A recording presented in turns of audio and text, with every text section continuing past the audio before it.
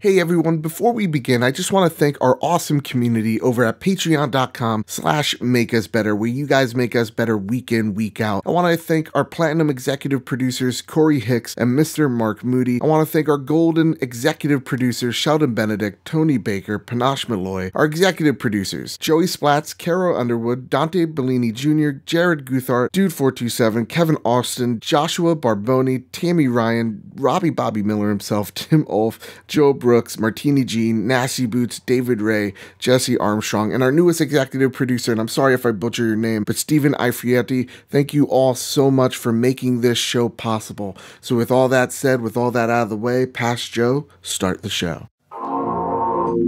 Await no longer, greatness has arrived. Welcome to the Trophy Roommate PlayStation podcast made by the players for the players. I'm your host, Joseph, and alongside me, as always, my co-host, Kyle. How are you doing, Kyle?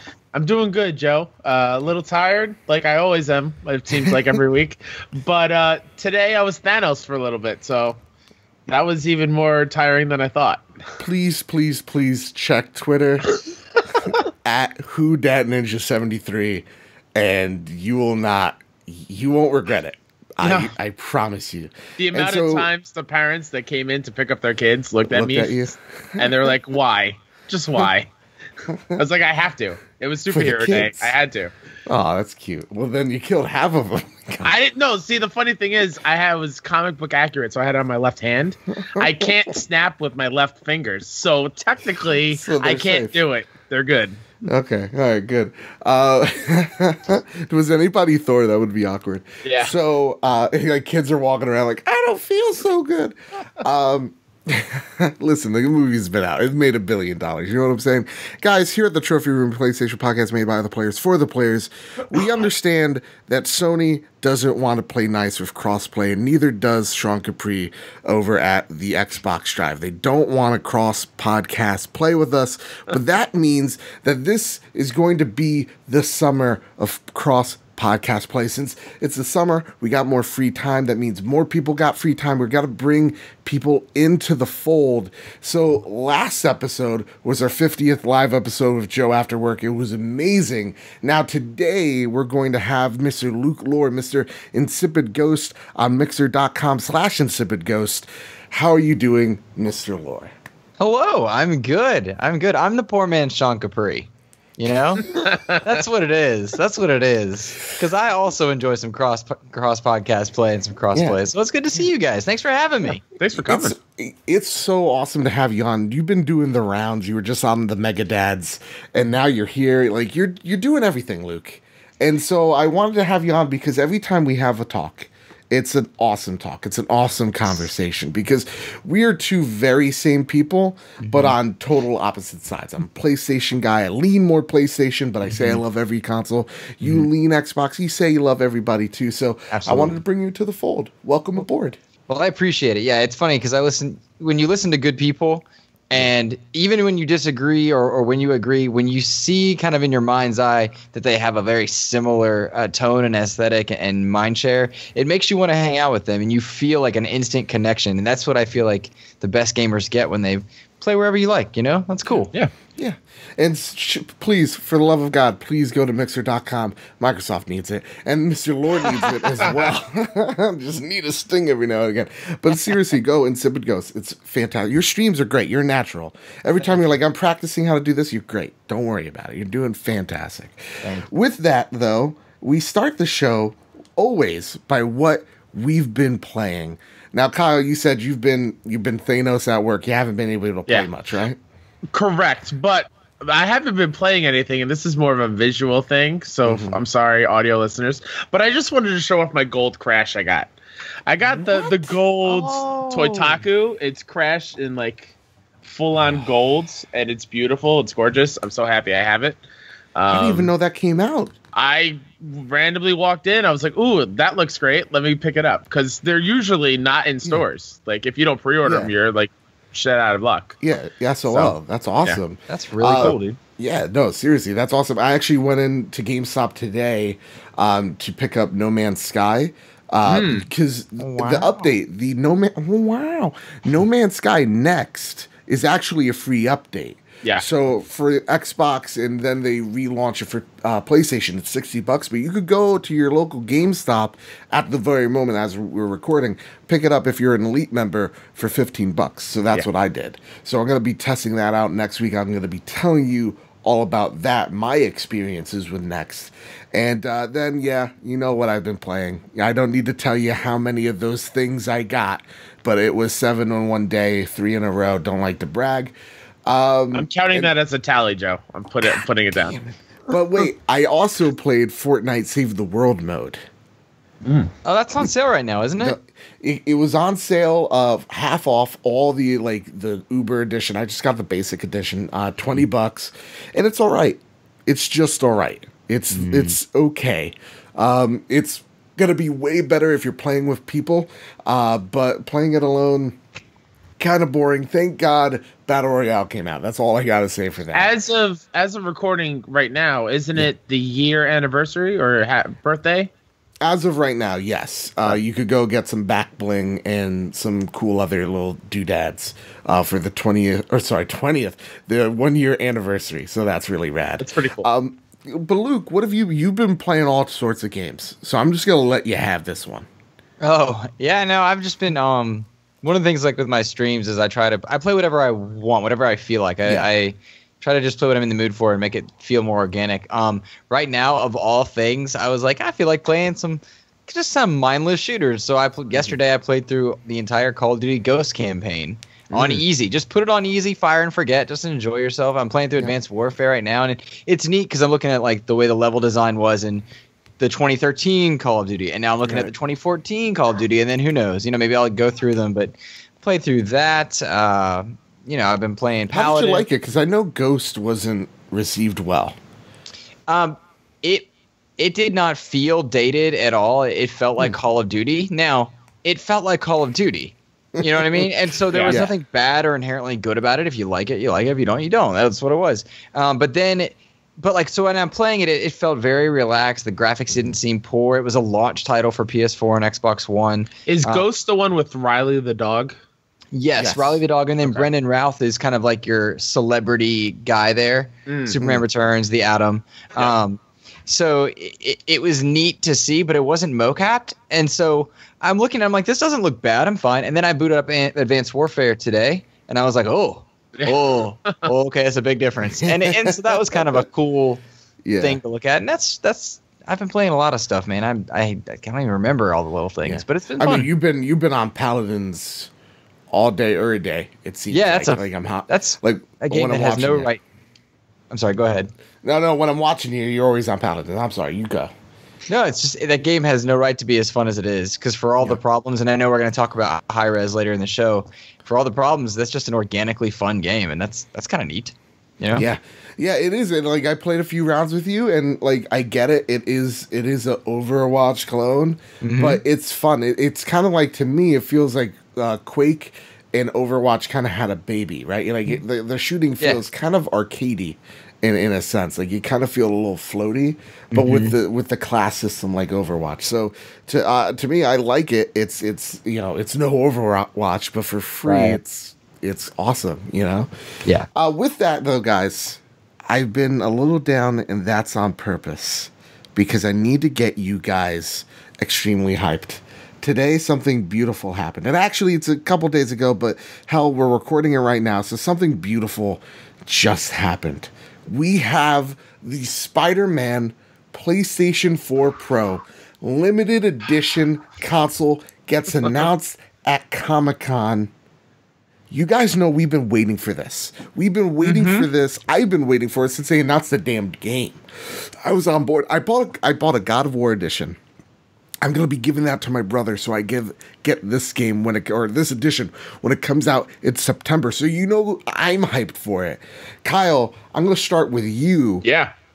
First thoughts. What do you think about this special edition console? As soon as I get paid next week, I'm going to pre-order this console. It is gorgeous. I'm in the market for a Pro because I have a launch PS4. I've been waiting for the one that really speaks to me, and this one is so striking. And I love the glossy. I know it's going to be like a fingerprint haven. Magnet, yeah. But like it's so beautiful.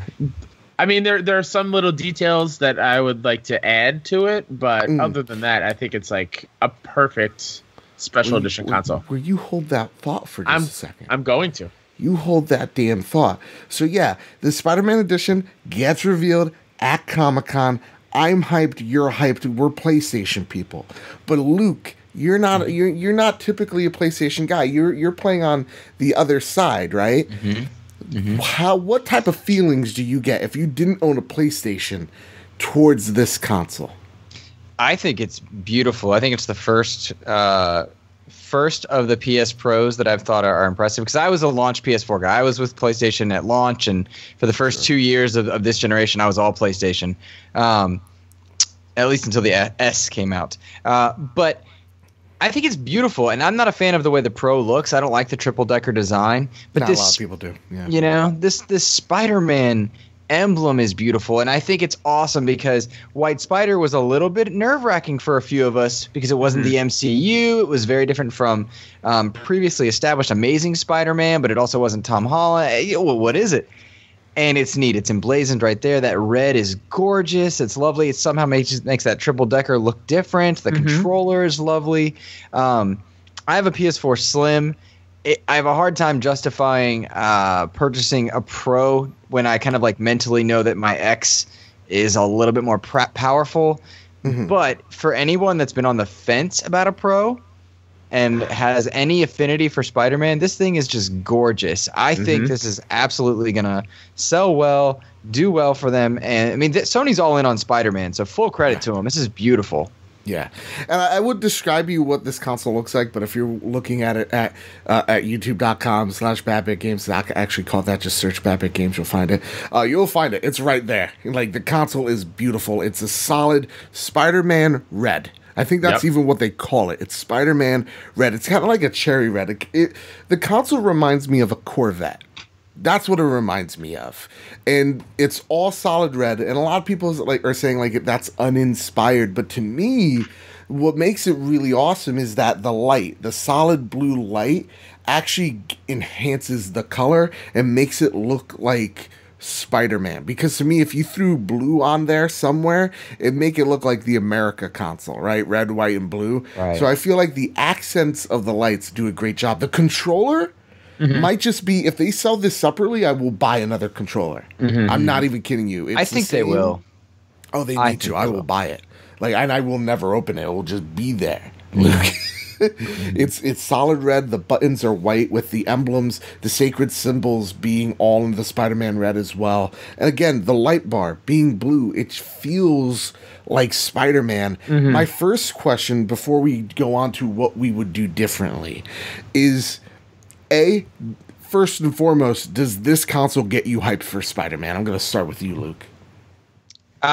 No more than I already was. And I'm very excited. I have a tepid response about Spider-Man because I'm so excited for it, but it's a console exclusive, and I feel like that's going to be the narrative, as opposed to this game's great, enjoy it.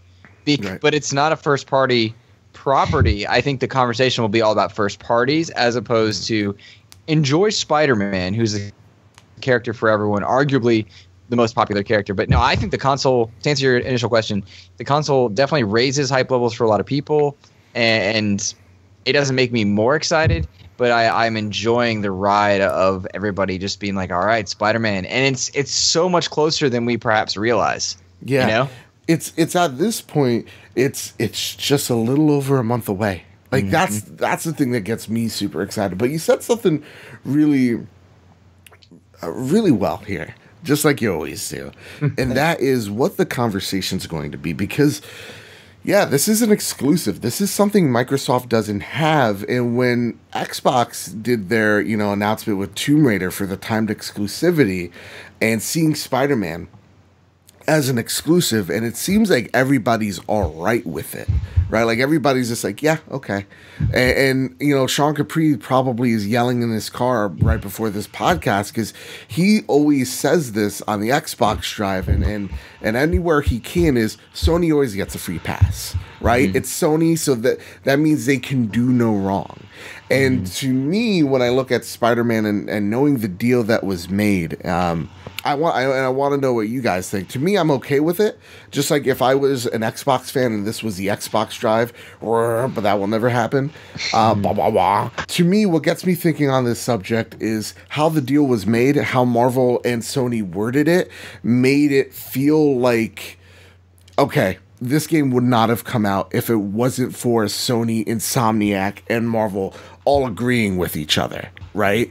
To me, it was a deal between three parties, and knowing where Spider-Man has been for the past few years, and knowing how horrible Activision treated them, the past few games weren't that great to begin with. And so to me, I feel like this is more like a redemption rather than, oh, it's locked behind a console. I feel like Marvel is taking properties and putting them in places where they need to be. Not what's going to make the most money, but what is going to make the better game. I don't know. What would you like to come back at that, Luke? Yeah, no, I think it's actually indicative of Sony failing repeatedly with Spider-Man. Amazing Spider-Man, and like to my own sadness, because I loved Amazing Spider-Man. Yeah. But the Spider-Man games were not hitting with Activision. Amazing Spider-Man was missing. And suddenly people realize we've got this amazing character, again, arguably the most popular comic book character, perhaps second to Batman. They've got this great character they're not capitalizing on. No one's making the most money on him. So the Marvel, Disney, MCU kind of crossover happens, but then you see Sony working on Venom in a separate universe because they want to get that license moving. Yeah. They want PlayStation to start moving. We all remember PlayStation 3 was very tied into Spider-Man at one point, as was Sony with the original Spider-Man movies. So I think it's everybody realizing we need to make money, and that's what they are going for. Okay. What about you, Kyle? What do you feel about this? So, Spider-Man being locked behind PlayStation. Do you feel like it is hypocritical that we're not calling Sony out on this, or what do you feel like? I like to go back to one of your previous points where Marvel's being smart about their properties and picking developers who are going to do a great job with it. And yes, Insomniac has done some stuff on Microsoft consoles. But I feel like they handpicked Insomniac for a reason, and that's because of Sunset Overdrive and how that game moves, and it's so Spider-Man-like that it's so fluid. Yeah. It's so fluid, and that's what Spider-Man games should be is fluidity, and it just so I think the only reason why Spider-Man is behind PlayStation, I mean, Spider-Man is owned by Sony. So it'd be a little weird and it has happened in the past, but like it would be very weird to see it on an Xbox, I guess. If that makes sense. It's the name Spider-Man is synonymous with Sony, and so that's especially with the movies and it's hard to find someone who doesn't know about the Sony and Marvel MCU relationship and how like we're borrowing him in the movies. So it seems like they're all kind of tied, even though they probably shouldn't be, but it just so happens to be that way. Yeah, I kind of feel the same way. It's like, hey, listen, they need a developer. And at the end of the day, it is about making money. Don't get me wrong here. But I also feel like it's about fixing the brand of Spider-Man in general. Not just movies, but also video games. Because there hasn't been a good Spider-Man game in I don't even know how long. And I wouldn't be surprised to see Marvel go out and give Xbox an exclusive character game themselves. Yeah, I wouldn't mind. No, I wouldn't. I think you're likely to see something like that because it benefits everybody to have healthy competition, and Marvel is no stranger to that idea. And selling more Xboxes means more money for everybody because that competition pushes them. And I'm sure that's a conversation we'll have throughout the show. Yeah. But I do think it's an interesting parallel when you bring up the Tomb Raider reference because Shadow of the Tomb Raider is coming out pretty close to Spider-Man this year, and Xbox lacks a AAA game that's coming out in that same window, and so it'll almost feel like, and though it won't be, but it will feel like this is their AAA exclusive, and I bet you that's the narrative that we start to see is Xbox gamers buying in or not buying into Tomb Raider again, because Tomb Raider feels like an Xbox title this generation, even though it's not. Yeah. It was on the stage at E3 again. Yeah, Xbox's stage. So yeah. You know what? That's an interesting point. The next thing that I need to also comment on is not only is there a Spider-Man limited edition PlayStation 4 Pro, but there's also a Spider-Man regular slim edition as well. So if you don't feel like chalking up the $49.99, you can also go for the slim bundle as well, save about $100. But let's be honest, go big or go home. Go for the Pro. And then also, Sony's not even done, dude. Sony wants this thing to sell systems. They need it to sell systems, it feels like, because you can get the same bundle for the Jet Black, the regular PlayStation 4 Pro, and the regular slim as well. So they're throwing bundles up the wazoo for this game. My first question to you guys is, I remember about a year ago, Sony was talking about they want Spider-Man to push the PlayStation 4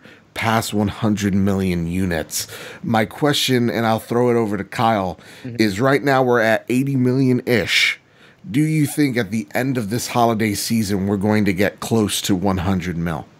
I do think we'll get close, and that's insane to me, thinking 20 million more PS4s before the end of the year. That's a lot. But I think Spider-Man's a big enough character and an enticing bundle for people who don't own one to go out and buy one.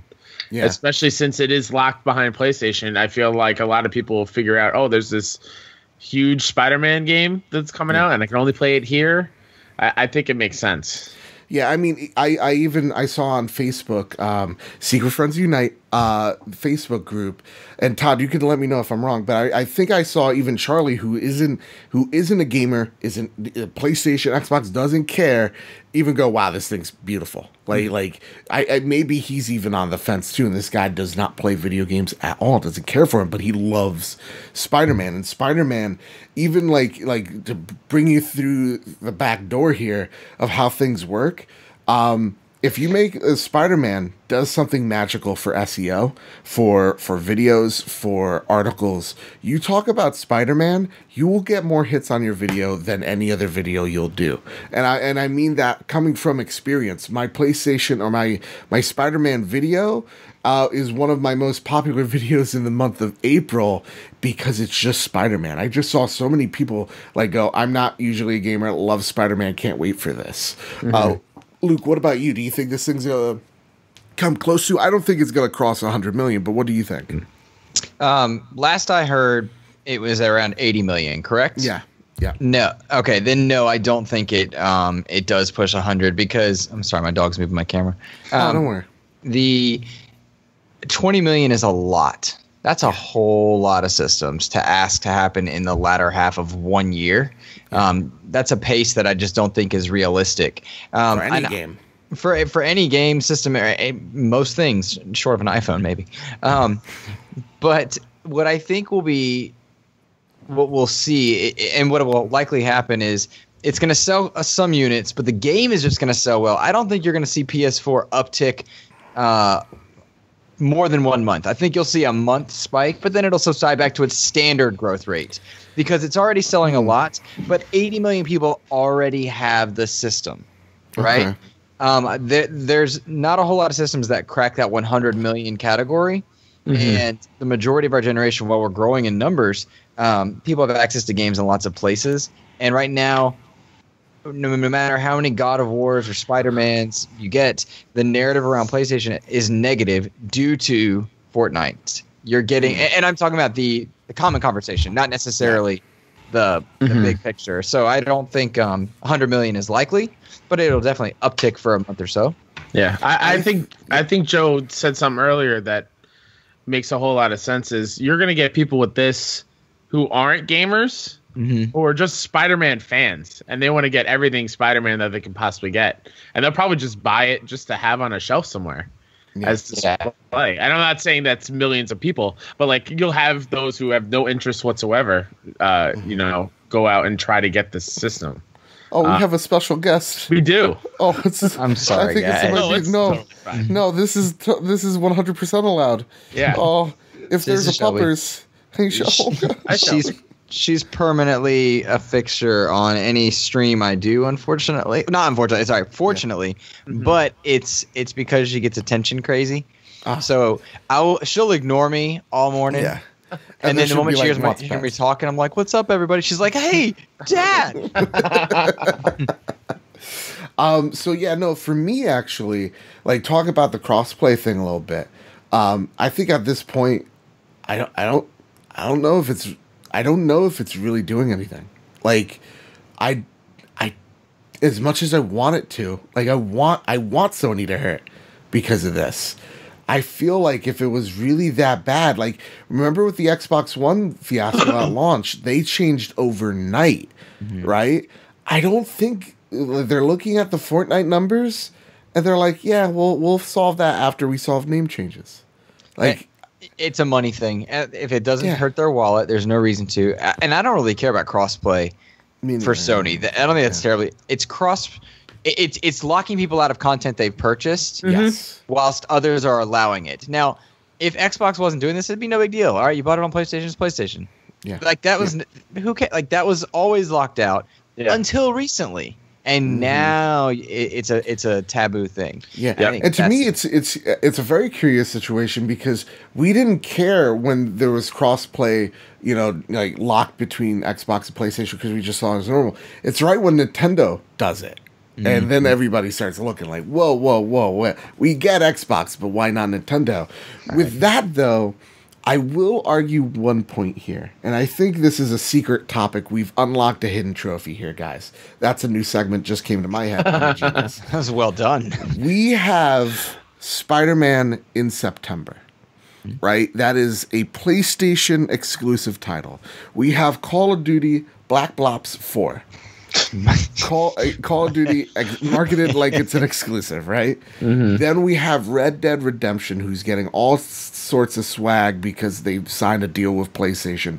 That's a PlayStation marketed exclusive. We have so many others just in those 3 month span.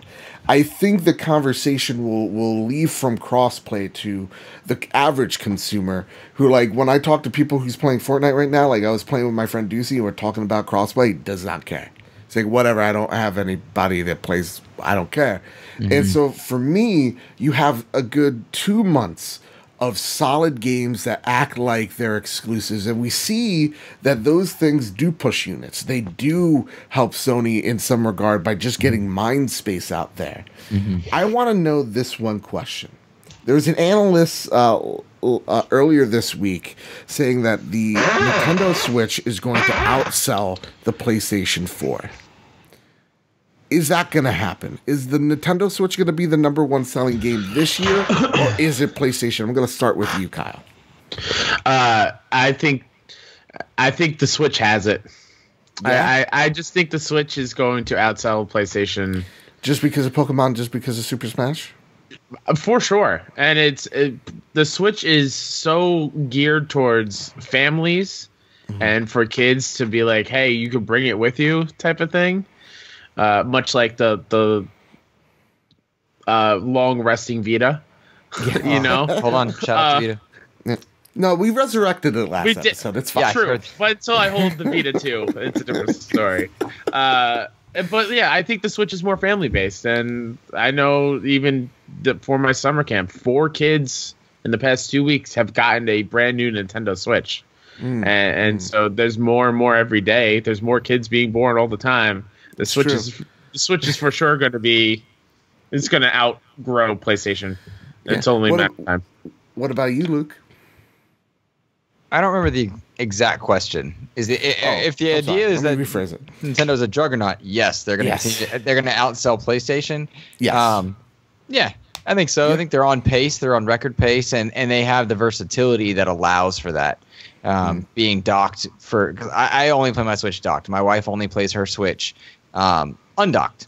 You know what I mean? That versatility is something that makes it a Vita 2. Yeah, no, I mean, you're completely 100% right. Like, I've been playing Octopath Traveler, and, like, I'm playing it docked and undocked equal. Like, I'm playing it just as much undocked as I am docked, and I love it so much. And I think, as much as this is a trophy room, PlayStation podcast, yada, yada, yada, rate us 5 stars, It is true, man. Pokemon. Like, as much as people are are hating on it just to hate it, I think you're missing the point. It's going to be getting so many people, let alone Smash Brothers. It's a known quantity. Pokemon fans, you will bitch, you will complain, but then you will go out there, you'll buy whatever special edition there is. Like, you see it time and time again, Pokemon being the #1 game sold in November. And it's because they have one of the most loyal fan bases that will buy anything. And that's not an insult. It's a powerful IP. They're great games. They get us to buy the same version of the same game, or 2 different versions of the same game every single time they launch it.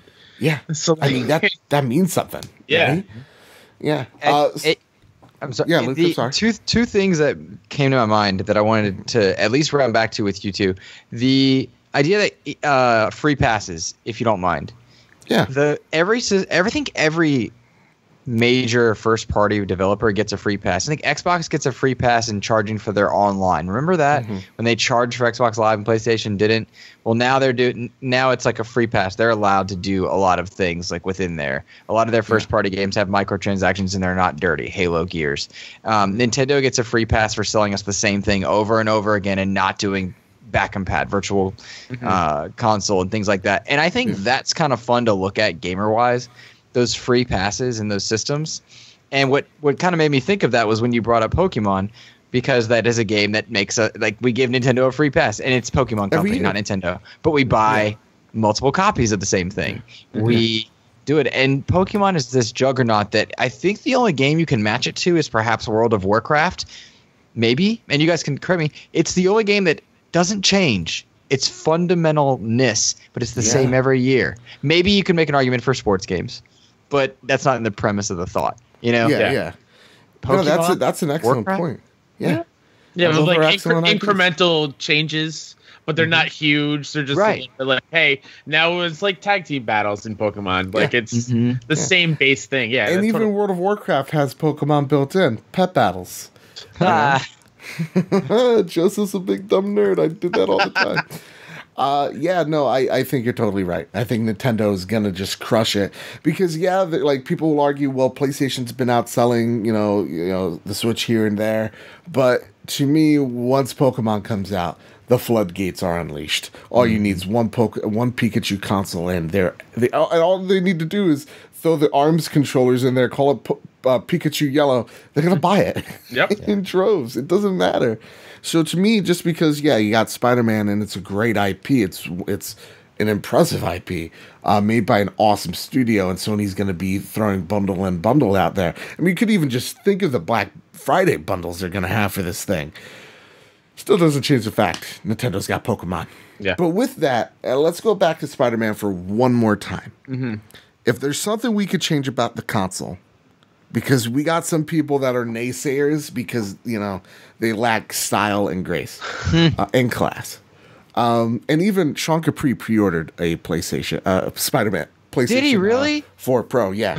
Yay, go Sean. So just think about that while you're in your McDonald's drive-thru, Sean. But like, there's some people like, I don't like it how it's glossy. I don't like this. I don't like that. I want to get your thoughts first, Luke. Is there anything you would change about this console, or you would leave it the same? I would. I think the gloss is a legitimate complaint for anyone that wants. I mean, no one should be touching their console on a regular basis. Anyway, that's weird, unless it's a Switch, of course. But I think the gloss can be making that matte. I prefer matte systems. I have my Project Scorpio. Looking at that, I like that. You know, my Xbox S, I like the matte. Fingerprints bother me. So, if I had to be picky, that'd be it. I'd make it not exclusive. I don't know. Or USB ports? Whatever. What about you, Kyle? I'm actually one of those people that would prefer a little bit more blue on there. I agree with you. It might look a little too like America. Yeah, but just a tint of blue in there somewhere. Maybe like the middle part of the triple decker just being blue. Yeah, just like a hint of blue. Yeah, do you think current political climates change that? I'm being serious. I'm not joking because I mean many countries have red, white, and blue. Lots of countries are red, white, and blue. Yeah. But do you think political climates did that? Well, I'm going to say this because we here at the Trophy Room, we avoid politics like the plague. Sorry. I'm going to avoid this topic, and I'm going to avoid talking about our asshole president. But I didn't. but no, that is a legitimate complaint. Yeah, like because I mentioned it, red, white, and blue. Like, you know, and I'm sorry if you voted for him and you're regretting it. Don't worry, we're same right here. And hey, listen, if you still voted for him, just get the fuck out. I don't need you, Kyle. I want to beg that question to you. Is it some type of political climate thing? Because I know it's not me. Like I don't. Yeah. I don't see that as like, you know, America, but maybe some people would. I don't know, because to me it's Friday. Yeah. To me, I won't see it that way, but I can see how some people can twist it and be turned off by that. Right. Yeah. Also, I'm sorry. I understand that Spidey Bit is a Trump supporter, and that's a whole big thing. You go on our Twitch streams, and he what is it? He felt the Make America Great Again. I was gonna say feel the brand. So maybe he won't come on the podcast anymore. But yeah, no, I don't think it's the whole political climate thing though. I think it's just. I'm going back to the console. Yeah. I'm very happy there's no webs. Yeah. Like the top isn't webs with the logo on top of it or something. I think that's what I said. Like when I first came on as a guest, when we were talking about like special consoles, I think I said like a web thing. And now that I see this, I'm like, you were wrong, Pascal. This is way better. Because to me, I feel like it'd just be too busy. Yes. Mm-hmm. You know, and there's just too much going on with this console. And then what you're gonna get is the Darth Vader console, where everybody hated that controller and they're like, no, we tried to make it like this chest plate, and they're like, yeah, but at least put Hebrew on it or something. So, although I wouldn't mind if the touchpad of the controller was actually like a spider web. That'd be pretty rad. That would be a nice little touch. Yeah, but I like it. With that, though, we've talked enough about this console, and maybe it's because it's a slow news week, and it definitely is. I just also want to just do a couple of quick things right here. Actually, one quick thing. Laura Bailey, she's the voice actress of Nadine and like every other freaking PlayStation exclusive. She will be joining the cast as Mary Jane.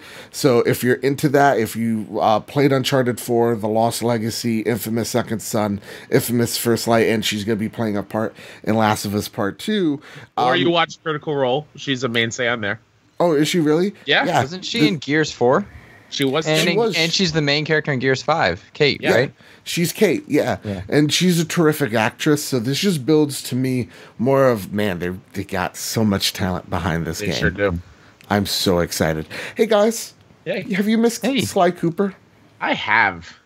Well, guess what? Sly Cooper is saved. I think. So this story comes from Push Squared, and I'm going to say this in quotes. Sly Cooper, long-awaited animated series, will start October 2019, more than a year from now.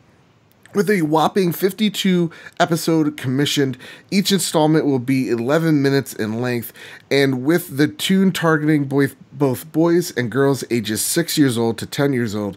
Of course, that means it will that the real audience will be longtime fans in their late 20s like ourselves. With that, Kyle, what do you think about this news? Because Sly Cooper has been, well, it was going to be a movie, and then it got canceled, sort of, kind of. There's been this call for a remastered. What do you think is going to happen to Sly Cooper, and where do you think this is going to fall? Because I was trying to look at where they're going to put it on, like Cartoon Network or like Nickelodeon, or Disney. I couldn't find anything. So, where do you think Sly Cooper is going, and does this series excite you? Would you watch it? It does not excite me because I just want new Sly Cooper games, Joe. I want to play those games again. But here's the thing, Kyle. Would that mean that we're gonna get a Sly Cooper game? Just like you would think. That makes a lot of sense. Yeah. But I don't have faith in them bringing Sly back in a remaster collection. I feel like this would be if they do a remastered Sly collection, that will be the third major character, mascot type of character to have a remastered collection within a year or so, and I think that's a little too much. So I feel like they might be passing on new Sly games or a collection of Sly games. Well, I think, and we'll get to you, Luke, in just a second, that like depending on Spyro and how good that does, I think this could have a shot. I really do think that. Luke, what do you feel about Sly Cooper? Have you played any of the games? Are you excited for this series? Let me know your thoughts. Oh, I love Sly. I enjoyed the most recent Sly Cooper on my Vita. I loved that game. I also like that you could cross save it with PS3. I did a lot of that. But there's in no way do I see some executive somewhere signing off on this and putting the resources in, particularly for that many episodes, if they're not trying to build brand awareness for it. So I would have to think either there's a new game or a remaster collection or something.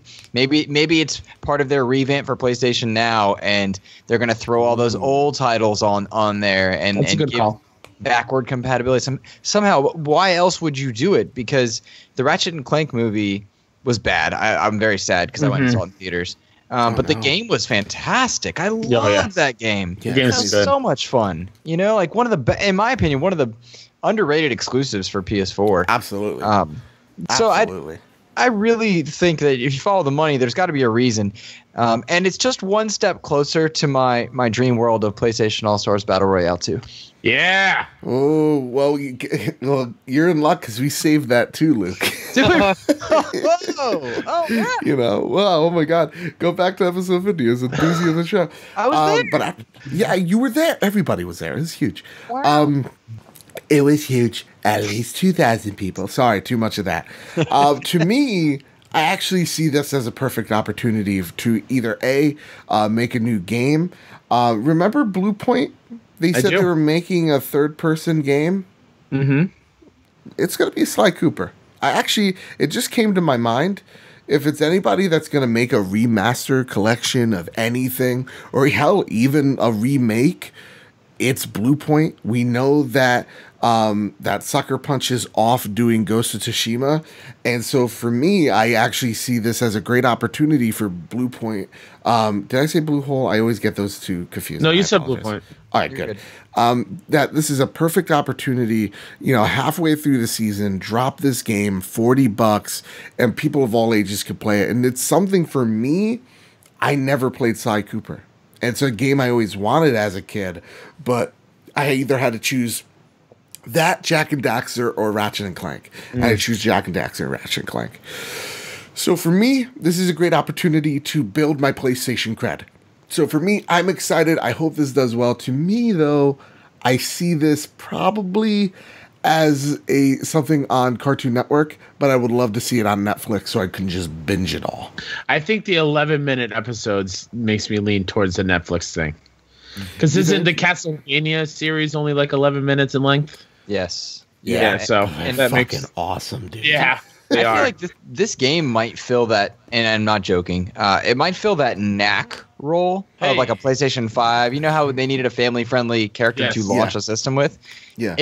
I feel like there's a potential for that to be like that. They might be toiling with that idea right now, and they're just going to see like how development goes.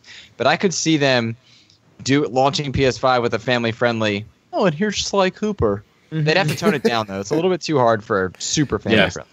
Yeah. We got some Flash news of the week. You see that? I'm now implementing things, right? Flash sales, and now you're going to get Flash news? Oh my God. You're killing the game, Joe. Dude, let me tell you something. Sean Capri can learn a thing or two with these segments. I'm actually at the drive-thru. It was the best thing ever. Fallout beta lands in October. Super vague. I read this article for no reason because they gave us no information other than sometime in October, more news will be coming out August 14th during QuakeCon that the beta for Fallout will be somewhere in October. This worries me. I'm going to just say it. Because for me, I'm not sold on this game. I don't know what the freak this game looks. I'm trying not to cuss. I don't know what the hell this game looks like. Like, we've gotten some vague gameplay from them. I don't know if VATs are in the game. We still don't know anything about this story or NPCs. Won't they? Sexual tension that ends up going nowhere. I don't know. Kyle, with this news of landing in October, it's flooded with so many other games like Red Dead, like Battlefield, like Call of Duty. I'll still be playing Spider-Man. What do you feel about this beta news? I actually thought it was going to come out in August. When do you think it was going to come out? I also thought it would be August, because Bethesda games are notorious buggy filled messes for the most part. Yeah. They're still great games, but they don't really run as well. And Really? this is like their first it's going to be online, so it's a brand new frontier for them. And I feel like they need more than just like a month to kind of iron everything out, unless they've been putting all their eggs in that basket and it's been running pretty smoothly for them. But I still think they need to try to find everything. Yeah. What about you, Luke? Where do you fall on this game? Out. Yep. Yeah, same here. I'm going to have no time to play you. Yeah. Fall out. He said fall. I said out. Oh, Luke, I love you. Oh my goodness. So yeah, no, I'm the more I hear, the less I know, the less I care. And it sucks. Like, I want to care. I love Bethesda. They're a great publisher.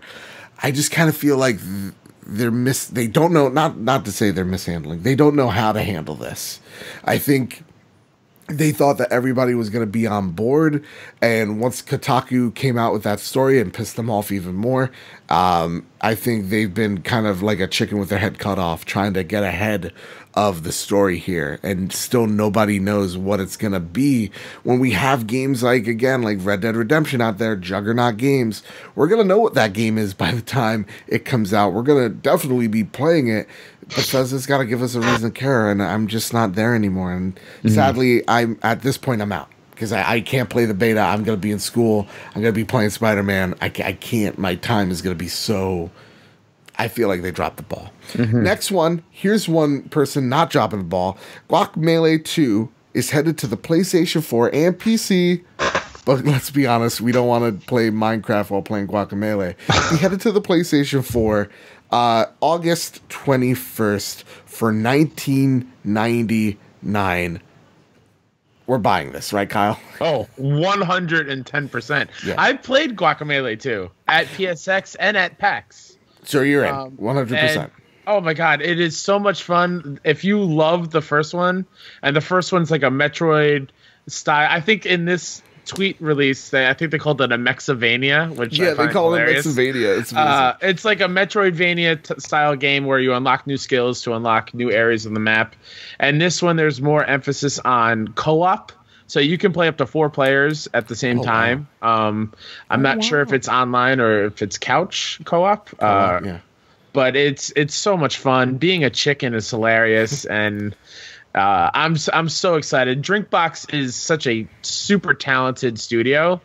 They're one of my favorites. I think more people need to play Severed because that game's amazing.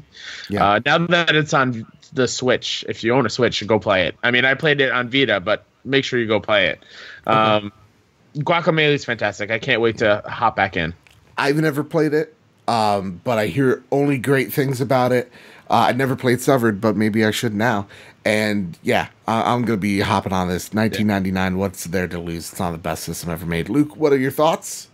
I love Drinkbox as well. I purchased Guacamelee and Severed on my Vita to support them, but I never got into either of them. Severed hurt my hand. But I think it's fantastic because this is one of those games that is not. It deserves a sequel for the right reasons. It's not getting one to please just a very vocal minority. This is a game that was a quality game in the first round, deserves a second one. Drinkbox deserves the success. I'm happy for it. That's awesome. Yeah. All right, guys. It's time to start the tally. I'm going to call this 5 minutes of Fortnite. Listen, I understand. So many people are like, we're sick of hearing Fortnite. I don't play it. I don't care. Well, guess what? It's summer. It's a drought. Okay, there's nothing here. All right, I'm trying to milk this teat dry, and it is just pumping dust. Okay, so here we are. Fortnite news. Fortnite has already made $1 billion, and it's not even a year yet of the Battle Royale edition that came out September 26th, I believe, or September 21. Let me know in the comments if I'm wrong on those dates. But $1 billion Now, we could sit here and talk about, oh, how great this is, what this means for the company.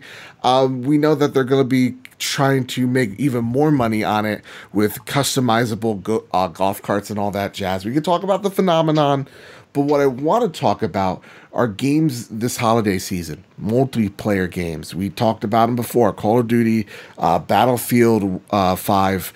These games are going to have a Battle Royale mode. Most of all, Call of Duty is focusing on this blackout battle royale mode. If I'm Call of Duty, am I nervous? Because there's nothing stopping this train. And by the time Call of Duty has come out, there's another battle pass. There's another event that will be coming out around the time that Call of Duty releases. So I'm going to start with you, Luke. Is Battle Royale going to end up hurting Call of Duty? Interesting question. I don't think it's going to hurt Call of Duty. Mm-hmm. I think Call of Duty is a game that, and it's got enough resources behind it that it'll be poised to adapt. I do think that the shift in direction late in the development means you'll have a less impressive product than before, but all the systems were in place for a fast, kinetic multiplayer. Yeah. To easily lend itself towards battle royale. The inclusion of vehicles will be interesting. We've seen it in single player, but not multiplayer. Yep. For Call of Duty.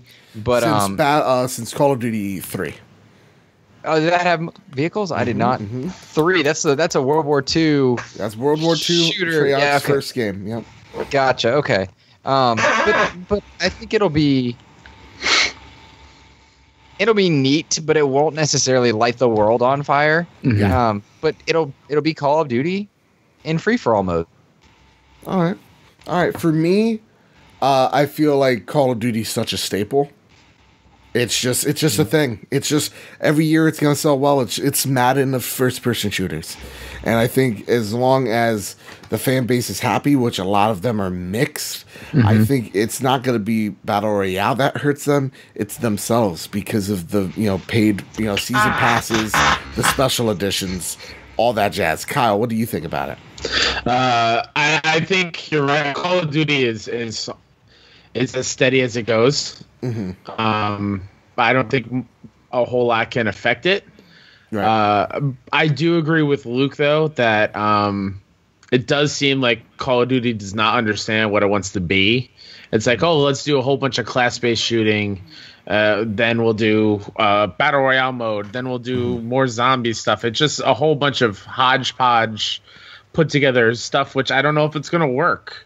I mean, you say vehicles are in the game. How is that going to affect Battle Royale? It's going to be a weird thing to get used to. And how big is the map going to be? How many players? We still don't know. Yeah, so there's a lot of unknowns, but Call of Duty, the brand, is so strong that I don't think it's going to be affected too badly. Okay. I do think if anything brings Call of Duty down, it will be Activision's business practices. Exactly. Versus anything else, because they're still clinging to a season pass. They're locking out content. They're the ones that they put Infinite Warfare out to die while putting in a remastered version of an older game from previous generation, and then locked DLC behind a more expensive paywall than it was initially. And it's the business practice that will be the death toll for Call of Duty whenever that happens, but it won't be soon. They'll just change and apologize. Exactly. Next year will be their atonement for their sins. We listened to you guys. We heard your feedback. Yeah. After the $1 billion we made, we heard. Yeah. No, I agree with that as well. Our last bit of news comes from hi-rez Studios, and this story comes from DualShockers. Realm Royale coming to consoles next week. This announcement comes alongside hi-rez Studios revealing that 4 million players have checked out Realm Royale so far on PC. The PlayStation 4 and Xbox One versions of Realm Royale will be highly requested by the games community, according to hi-rez Studios executive producer Roy Nurnberg. Xbox One and PlayStation 4 players will experience the game via closed beta, which means they will need a key to access. Applications for the beta, which I have applied for, are open right meow. Again, coming straight from DualShockers, I just give them a click. They deserve it. They're a great site. With that, Luke, I know you're super excited for Realm Royale. Why? I'm excited because I like Paladins, and it's made by hi-rez as well. And hi-rez, they have a lot of flaws, and Paladins has a lot of flaws. But they're the developer that makes Smite. They understand multiplayer, and they adapted very quickly. And when you look at the game, there's a visual aesthetic there, and they've class-based the Battle Royale genre with classes. To me, is going to be interesting. That's their difference. The genre Battle Royale is not unique. That's not something that Fortnite or PUBG holds the monopoly on. But I think with Realm, there's a visual aesthetic there that I like that Paladins shares. The menu systems are similar. They actually transfer assets between Smite and Paladins and Realm. But just to have another worthwhile Battle Royale game that will push Fortnite, not necessarily, it'll scrape off users. It will not steal any thunder, but it's going to be bright and colorful. It's going to push the genre a little bit and provide more competition, and it'd be another free-to-play one. I'm excited for it. I signed up for the beta. I like competition in my game sphere, and I like for it to be on multiple platforms. So this is good news for PlayStation. It's good news for Xbox. It's good news for Switch, because that'll be on Switch, of course, at some point. And it's good news for Twitch, YouTube, and Mixer, because Realm Royale is high up there on Mixer's channels. They push it. They push it. And that's because they don't want Fortnite to be so powerful that it controls the narrative of gaming. So I like it. It's neat. Yeah. I mean, dude, 427 asks that are we gonna try it when it comes to PlayStation? I know I am if I get accepted into beta. I know Luke is. What about you, Kyle? Are you gonna try this game out? I actually am, because I mean, on the opposite side of where I said Call of Duty has classes, and it doesn't seem like they know what they're doing with it. Realm Royale is the opposite. I feel like each class is well thought out. It's something different in a Battle Royale game, which I love. It's not the same thing. The aesthetic is way different.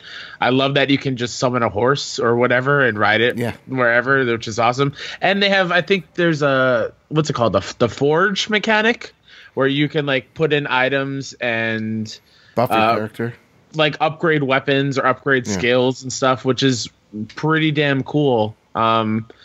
And I love when you get knocked out, you're like this little chicken that just runs around. It's different enough. I'm excited. I actually do want to kind of try this out, because I've watched people play it, and it seems like a lot of fun. And it's I feel like the class-based thing for that is more suited to what I like to play. Yeah. Hi-Rez Studios to me isn't known for its originality, but what it like, because like even Tribes is Unreal Tournament. Let's be honest with each other here, right? Like Smite is just a different type of MOBA when the MOBA scene was really hot. Paladins is just another hero shooter, and Realm Royale just another battle royale game. But what Hi-Rez is able to do though, and why I admire even their art style. It's I think like I was listening to the Game Informer show. They were just like, it's Blizzard Light. And to me, what I appreciate from them is how they're able to turn at a dime. And yeah, the concept is not original, but what they do with it is unique and it works. They're not there to be the most popular game. They're never there to. In reality, if you're thinking about it, they're probably there to try to make as most money as they can with this thing and then move on. But they really do a great job of making the games different and making them fun and have a dedicated audience that is willing to follow them from Smite to Realm Royale, or to Paladins to Realm Royale, or to Smite again. So for me, and again, all of what I said is not a negative, it's a positive. I love Smite. I'm losing Cobb and Freya are my two mains. Get at me. And when it comes to Paladins, like I enjoy it as well. So it's not a knock against it. Actually, Realm Royale has my curiosity. So I'm definitely going to be trying this out for sure. With that, guys, we're running a little long in the tooth, so I'm going to get to just one email today. And that comes from Marcus O'Neill. And Marcus asks, Mega Man X Legacy Collection drops today. Will any of you be checking them out? And what are your histories with the Mega Man series? Kyle, I'll go with you first. I am not checking it out. I don't have. I'm sorry. I don't have a huge affinity for Mega Man. I think what little I experienced with the little blue dude was the PS2 collection. Back in the day, and even then, like, I wasn't good at the game, so I just kind of whatever. So I'm happy that people are getting them because it's a beloved character, but just not for me. Okay, Luke, what about you? I think Mega Man's such a cool character as well, but I have Game Pass, which is a wonderful service, by the way. But I had both Mega Man Legacy collections downloaded on my hard drive for a while. Never touched them. The game's too hard. It's not as fun to me. I think I need an easier shooter than Mega Man. And I love the platforming. I love the character. I love the visuals. It's just too hard for me. So yeah, no, I'm passing on it respectfully. I think it's a great character, and I hope people enjoy it. Yeah. Okay. Yeah, for me, when it comes to Mega Man, and I'm sorry if you're hearing shouting in the back, people are shouting. I have no idea what they're yelling about. Bob, the meatloaf. Yeah, that's what I'm saying. It's Bob, the meatloaf. Fuck. I think that's what it is. For me, I won't be checking out Mega Man because I'm waiting for 11. And I'm waiting for 11 to play on my Switch when I'm in between classes. Right now, I have enough money to get just Spider-Man, Mega Man 11, and Red Dead, and like that's how I'm sparsing out my money for the holiday season. I'm on a budget, so I'm balling on a budget, as a kid say. So I'm gonna be skipping the Legacy collection, but that doesn't mean I don't love Mega Man, because Mega Man 2 is fantastic. It is one of those old games that I remember from my childhood, watching my brother play, me trying to play, getting aggravated, wasting his lives, him kicking me off, us having an argument. My mom gets involved. She takes the console away from us, ruins our weekend because my brother doesn't know how to share. And man, did we have so many family fights. So actually, it just brings terrible memories. But no, actually, I love Mega Man, and so yeah, no, I'm excited. I'm not the best Mega Man player. In fact, I'm god awful. But hey, I'm always like A for effort? Question mark. I think. With that, Kyle, I'm gonna take you out of the conversation for this one question. Okay. I got this one question for you, Mr. Luke Lore. Oh, cool. We're going to have a segment, because, again, we're the best at segments, called Fill in the Blanks. Okay? Right now, rumor has it, because, you know, again, you're more affiliated with Xbox than most people. I'm an outsider looking in. Okay. I want to know, with the next Xbox, rumor has it, is that the next Xbox are two consoles. One is going to be a proprietary traditional console we've seen before. Yes, there's going to be a disc. Yes, you know, the disc drive and all that jazz. And then the next console is going to be a streaming box. It's going to be a hybrid of a streaming box and a proprietary console. With that, how do you feel about this news? Do you think streaming is the future of video games? Do you think this is a direction that you see games going into? Yes, streaming is absolutely the way it's going. There is nothing that is going to stop that juggernaut. What might slow that down is net neutrality. Yes. And I don't mean to be political. It's not my intention. But internet speeds are a very real concern for anyone worried about streaming. And right now, the middle America, like not middle America in terms of classes, pardon me, not even Central America. My words are failing me. But in the middle of our country, we don't have high-speed internet and broadband to even our decent speeds. And we, as a country, are, I think, Korea and some of the more established technical cities, they're about 122 times like more powerful or something like that. Yeah, or in terms of speed. But Project Scarlet isn't about that. What I think is you've seen with this always online ideas, all the systems are always online. You know, one of the most popular Switch games is a multiplayer game. It's Fortnite.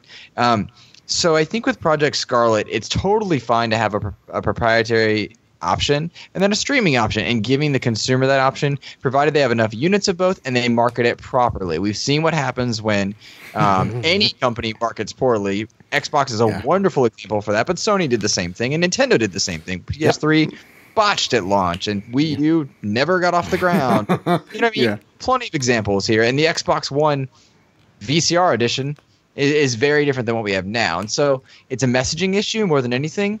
But I point to their mixer latency is a streaming catapult. Controller sharing is a pilot of this technology. Their Azure cloud services are used in military defense contracts, not just by the U.S. government, but with a couple others. Their cloud abilities, Microsoft, not Xbox, but Microsoft as a whole, are unmatched. And I say unmatched. Apple and Google both pay money to Microsoft for patent services, which is neat, and it's cool, but it's something that no one seems to be readily aware of, and I wasn't aware of until Jez Corden, who works for Windows Central. He's where I'm remembering a lot of this from. But yeah, I think it'll be really cool to see Scarlet. They just need to market it right, otherwise it will flat on its face. The world won't be ready for it. You know. Yeah, I'm right there with you, because I was reading an article from CNET, and they were just like,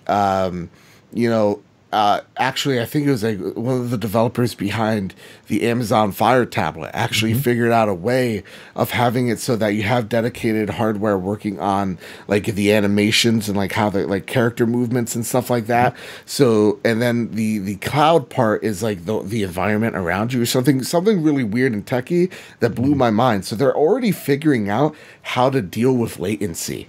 So I think this is something, as long as like, you know what, we're going to get political. And it's funny, I was like, I hate getting political on stuff because, you know, one person's like, I don't agree with you, and then they just hop, skip, and jump out of it. But, like, if we get this guy out of office by 2020 and we get someone in the FCC that actually knows a damn, and we could reverse the problems with net neutrality, I think absolutely streaming is the future. But as long as, I believe, what's his name, like Azure Pi or something like that? No. I forget. But as long as that FCC head is in power, streaming services and internet will be halted. And that's my belief, because hell no, if we get, you know, data caps and all this stuff, and we're paying for our internet speeds, no, that's not going to be the future. And that's how I feel, and that's why physical media is still important. So yeah, that's what I got for all that jazz. I'm sorry, I'm going to take my Bernie hat off. And with that, I want to thank, of course, as always, Kyle, for being the best co-host ever. And I want to thank Luke, Mr. Luke Lore, the Insipid Ghost. Where can they find you, Luke? More than welcome to come see me on Twitter at any time at MLS Reserves. But what I'm enjoying most of late is streaming. Mixer.com/InsipidGhost. That's one of the places I love having game conversations about anything and all things. Come and correct me if I misspoke today, and bring more conversations. The whole point of my streaming arena, what I like to do, is it be welcome for everybody and just talk and hang out.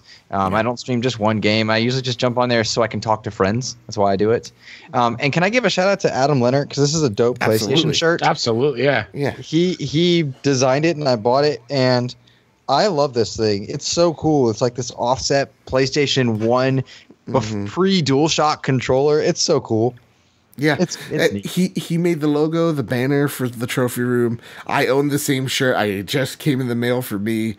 Adam is so talented, and we'll be also working with him in the foreseeable future for other things. So he's so talented. It's amazing. Insipid Ghost, Mixer. Kyle, where can they find you in that awesome Thanos picture? You can find that at WhoDatNinja73 on Twitter.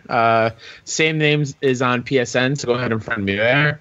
You can follow my show all about the Kind of Funny community at Best Friend or BFS Talk Funny on Twitter.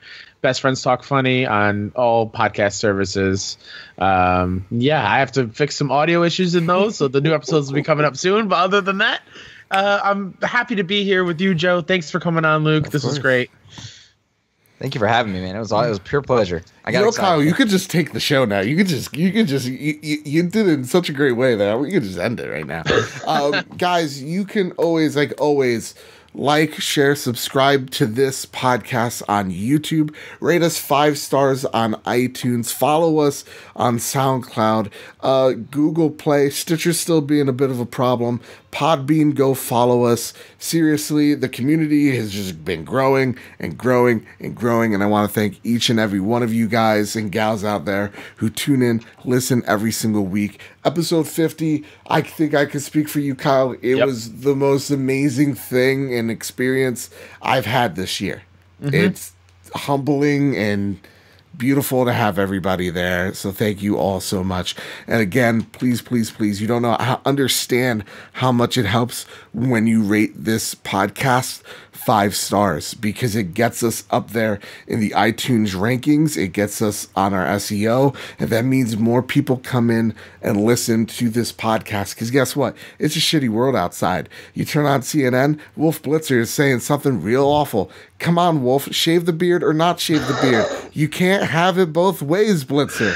So with that, it's awesome to have more people come and escape for an hour in the week and just think and talk about PlayStation and just games, because it's crazy how most of the community, PlayStation isn't even your main console, and you come and you watch anyway, is beautiful. So thank you all so very much. Follow us on Twitter, PS Trophy Room, and PS, I love each and every one of you guys over at patreon.com. Don't worry, Kyle, I got you. I also got to put this in the beginning now, but I can't edit it because we've gone too far. So with that, I got to verbally thank, and not gotta, because I am, because I want to, Mr. Corey Hicks, our platinum executive producer, who's been doing it since like day one. So please, please, please, he's been supporting the show for months at the platinum executive producer level. So go support him at twitch.tv/chicks_18. It's not what you think, but it's still equally as awesome. And then we have Mr. Mark Moody, who is not just one of my best buds, but he's also a brother in arms. And I will be on his show next week filling in for him. And you could check that out at youtube.com/Mr. Moody Reviews. Our gold executive producers, Sheldon Benedict, Tony Baker, the Quest for Pixels gang, and Panache Malloy. We got our executive producers, Dante Bellini, Jared Guthart, Dude427, Kevin Austin, Josh Barboni. But guess what? It's Bloodborne. I'm changing it. Do it legally. Trust me, you could change your name in the U.S. Constitution, whatever. You can't change it on PSN. I know it sucks. Tammy Ryan, Robbie Bobby Miller, Tim Ulf, Joe Brooks, Martini G, Nasty Boots himself, Aaron Doherty, David Ray, Jesse Armstrong.